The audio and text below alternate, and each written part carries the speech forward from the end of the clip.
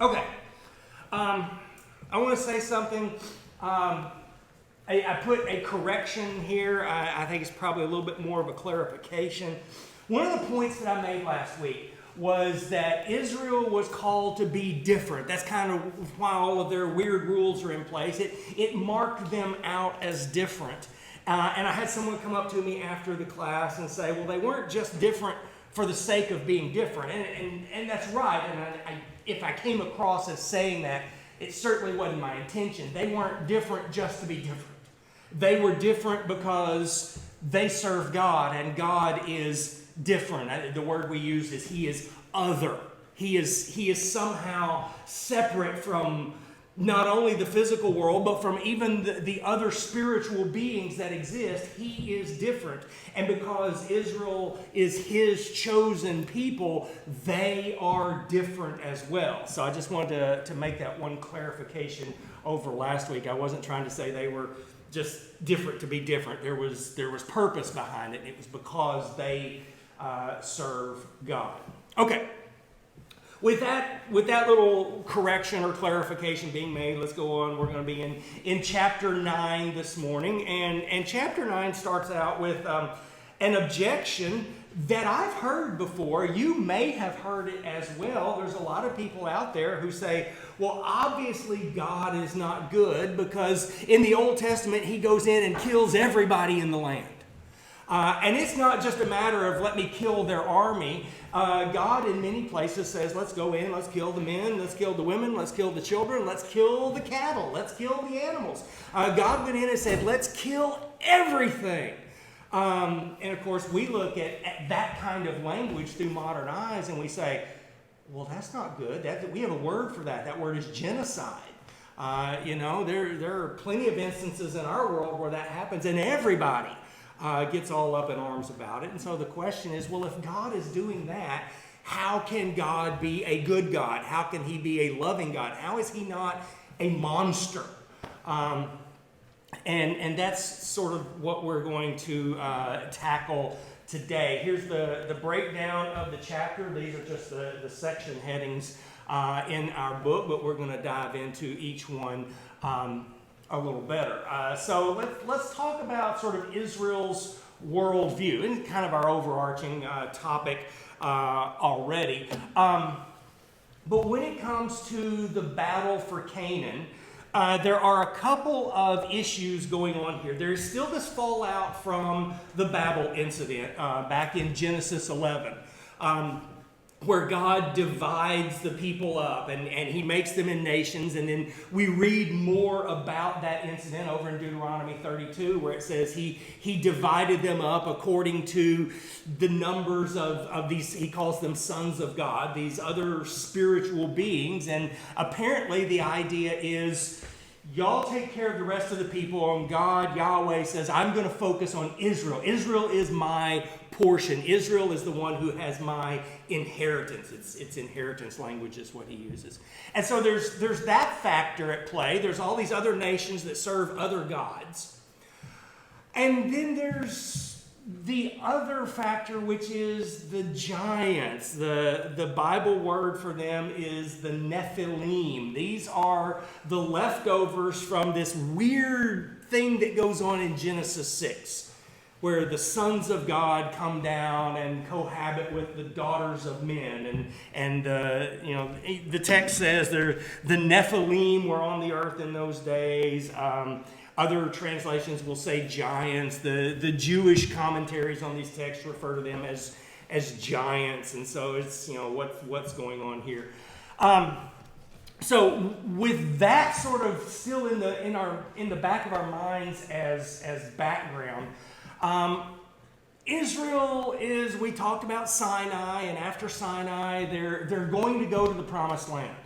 And so they head that direction. They get to the edge of the land, and they send the spies in. Let's go to Numbers 13. I'm actually going to start reading in verse 25. At the end of 40 days, they returned from spying out the land, and they came to Moses and Aaron and all the congregation of the people of Israel in the wilderness of Paran at Kadesh.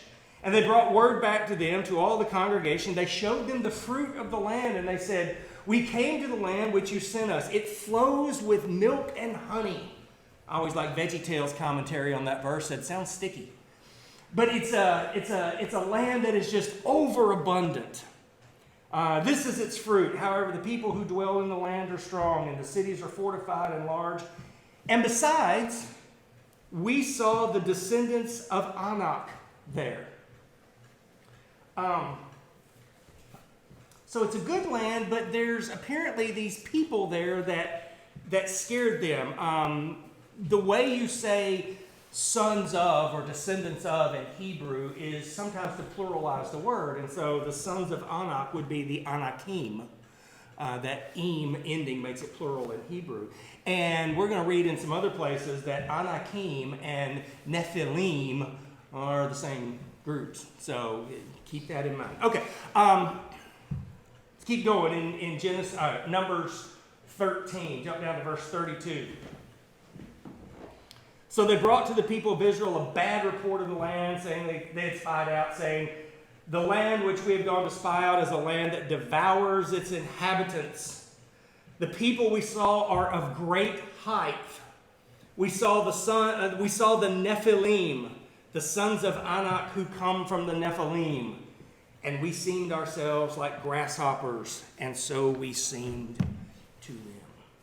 And so they go into the land of Canaan, and they say, these giants are there, these Nephilim, these Anakim, these big people, they're giants. Well, Nephilim, we know from the text, that's what happened in Genesis 6. Those are the products of these supernatural beings mating with humans, creating this really weird hybrid that manifests itself as giants. And we're going to come back and talk about that a little bit more in a minute. But God gets mad at Israel at this point.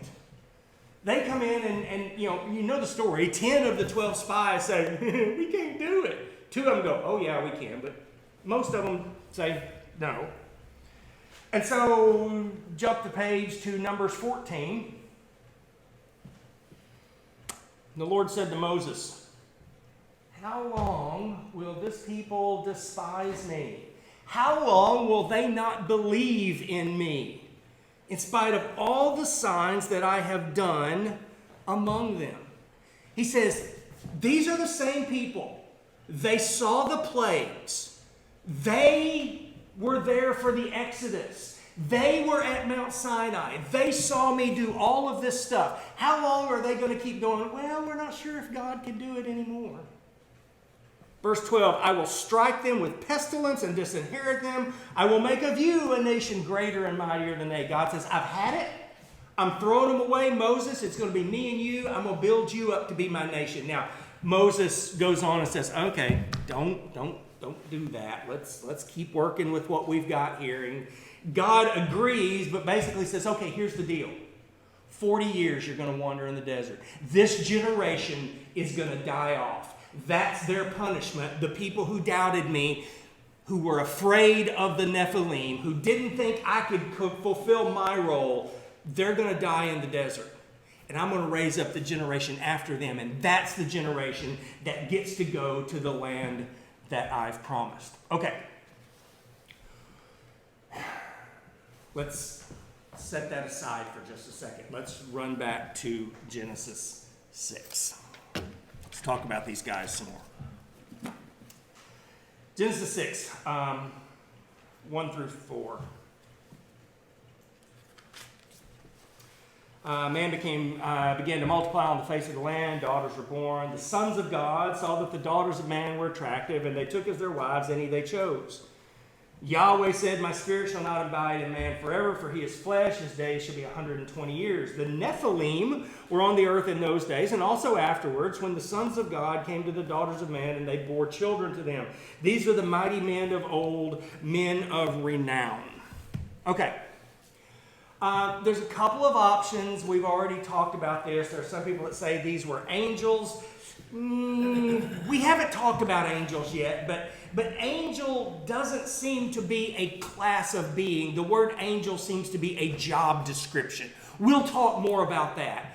But there are people that say, well, that doesn't work out, and they run over to Matthew chapter 22, where Jesus is talking to the Pharisees and the Sadducees. He says, you don't understand resurrection, because after resurrection, we will be like the angels, neither marrying nor being given in marriage. We all know that verse, right? Because that means there's no sex in heaven. But pay real close attention to that chapter. It doesn't say they can't. It says they don't. Because there's no need to keep a population going, because people on that side are immortal. I could go deeper here. I'm not going to. Just say that's a bad verse to go to say that these can't be angels, because angels don't procreate. It says they don't. It doesn't say they can't. And of course, we've talked about other divine beings, these other lesser gods, so to speak, the Elohim, the inhabitants of the spiritual world, and I tend to think that's probably what's going on here. And they come down and they create a different bloodline. God has his people, and they say, fine, we're going to have our people. But then you have this really problem verse, verse 4. The Nephilim were on the earth in those days. Let's stop right there for a second. Which days is this? This is the beginning of Genesis 6. This is before the flood. In fact, this event seems to be the trigger that brings about the flood. The Nephilim were on the earth in those days, and also afterwards, when the sons of God came to the daughters of men. How do you get them after if everybody's wiped out in the flood? Some people will posit that the flood was a local event. Not a debate I'm interested in having with anyone. I just don't think you can get there in the text. I think the flood, if you just a plain reading of the text, has to be a global event. But there is something interesting going on here. That little word, when. The Nephilim were on the earth in those days, and also afterwards, when the sons of God came into the daughters of men. In Hebrew, that word can be when, by far its most common usage. But it can also carry with it the idea of whenever.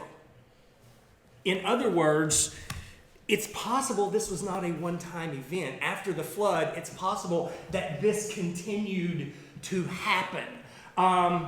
And if that's the case, that sets the stage for Numbers 13, where Israel goes to the promised land. They step across and go, would you look at all the giants over here? That would explain where those giants came from. If these other spiritual beings are still trying to create their own bloodlines. Back to Numbers 13.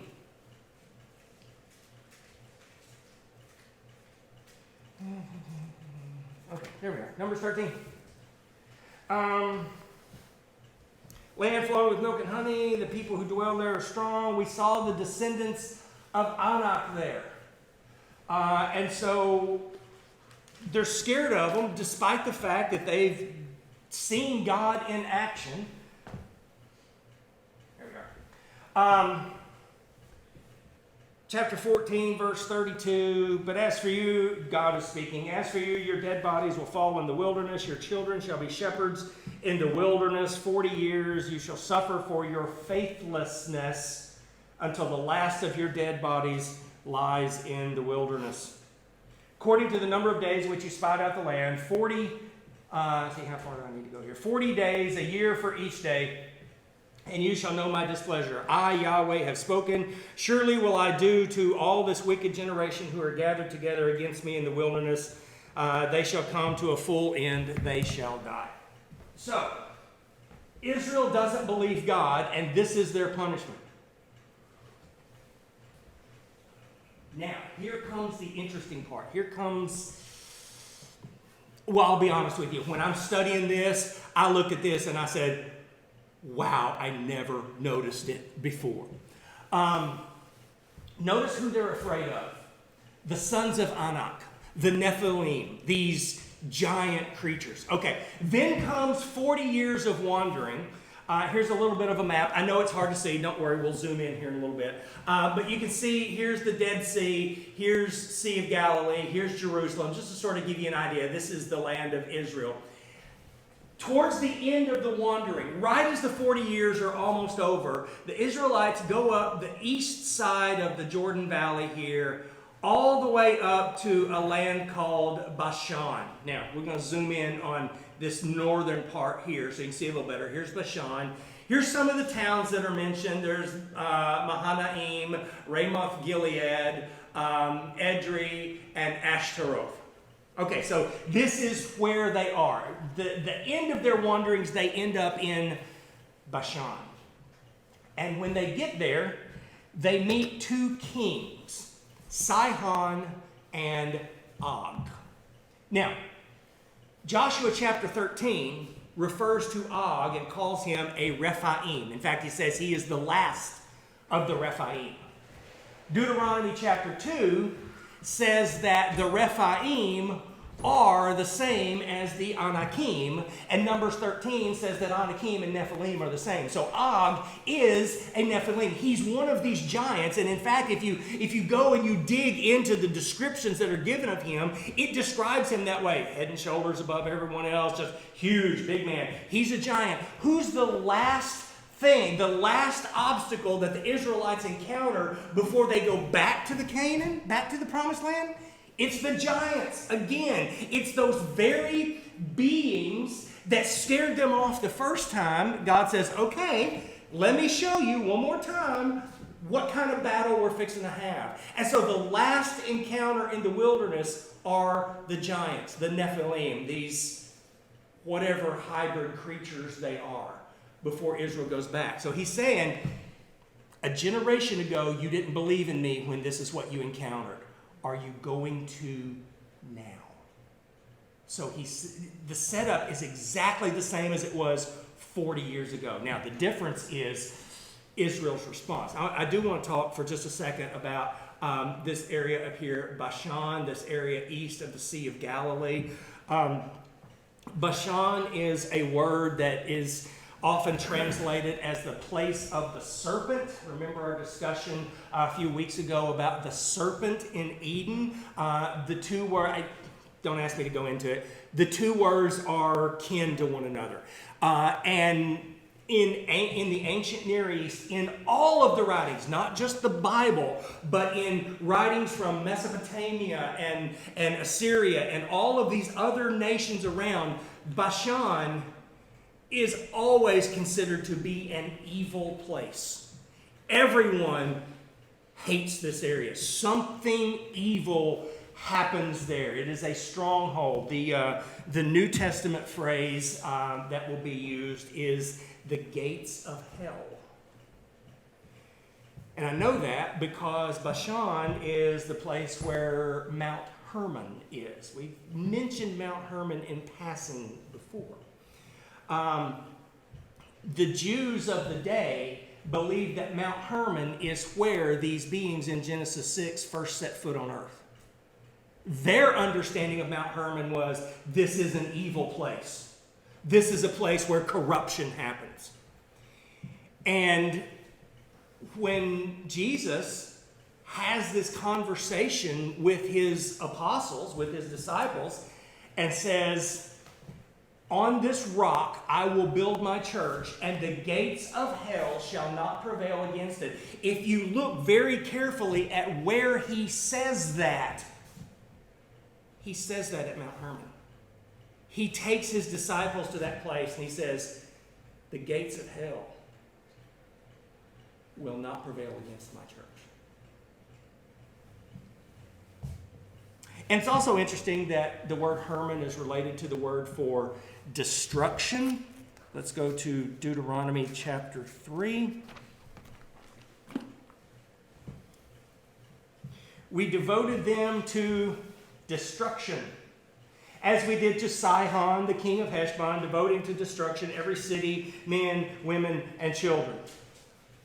Why destruction? It's a technical term. It means given over to God. God is the only one that can use it. We're going to destroy it, and that means it's going to be, something's going to be done to it so man can never use it again because it is given over to God. It's destruction. We're starting to get this picture of things that are destroyed for the sake of God. That's related to the word for Herman. But it also brings us back to why Israel is at war when they go into Canaan. They are trying to destroy a competing and evil bloodline. They're trying to destroy all of those Nephilim that were created, at least in the beginning, in Genesis 6.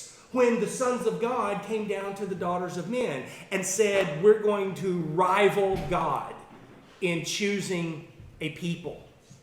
And so that is why you get this total destruction going on in Canaan. Like the word I said at the beginning was, we look at it and say, it's genocide, but it's also God saying, get these imposters out of my dirt. Remember we talked about holy ground? God says, that's my spot. And these demonic people, these evil people, this twisted bloodline does not belong in my spot. So the goal of Israel when they go in to carry out God's command was total elimination. That's why it wasn't just the men that were killed. That's why it was the women and the children as well. They are offspring of evil, and God says, get them out. So the conquest of Canaan was a holy war. Go to Joshua. We're going to read a little bit about the conquest here. Or actually, we're going to read a little bit about the failure of the conquest. Joshua 11, 21. Joshua came at that time, and this is in the northern part of Canaan, which, by the way, is up not far from Bashan and Hermon and all this evil stuff that's going on. At that time, Joshua came and cut off the Anakim, the Nephilim, from the hill country of Hebron, from Debir and Anab, from the hill country of Judah, from the hill country of Israel. Joshua devoted them to destruction and their cities. He came and he killed what was left of the giants and totally destroyed everything that belonged to them. There was none of the Anakim left in the land of the people in Israel. Got them all. Only in Gaza and in Gath and in Ashdod did some remain.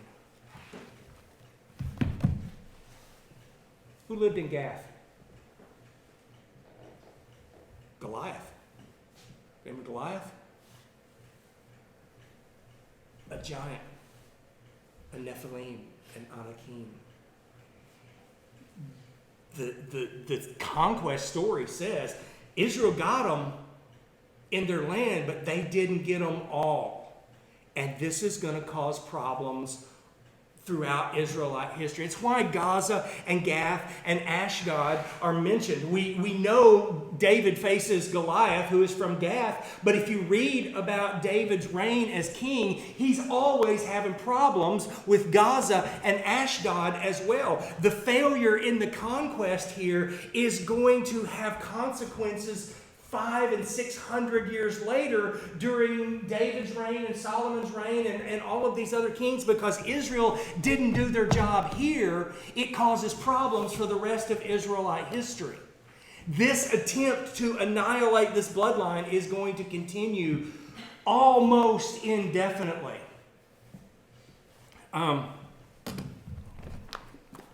Well, we don't have to read all these passages. 1 Samuel 17, that's the Goliath passage. Let's go to 1 Chronicles 20. See how we doing on time. Okay, we got a couple minutes left. 1 Chronicles 20, beginning in verse 5. I'm going to start in verse 4. And after this, there arose war with Philistines at Gezer. Then Sibbecai the Hushathite struck down Sippai, who was one of the descendants of the giants.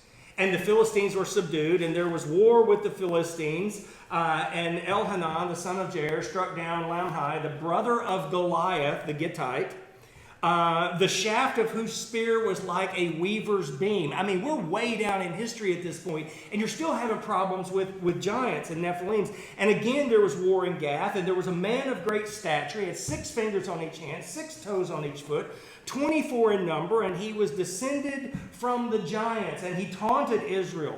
Jonathan, the son of Shemiah, David's brother, struck him down. These were descended from the giants in Gath, and they fell by the hand of David and by the hand of his servants. So, if the conquest is happening 1400 BC, give or take, and David's reign is in 1000 BC, give or take, 400 years later, you've still got a problem because Israel didn't do the job.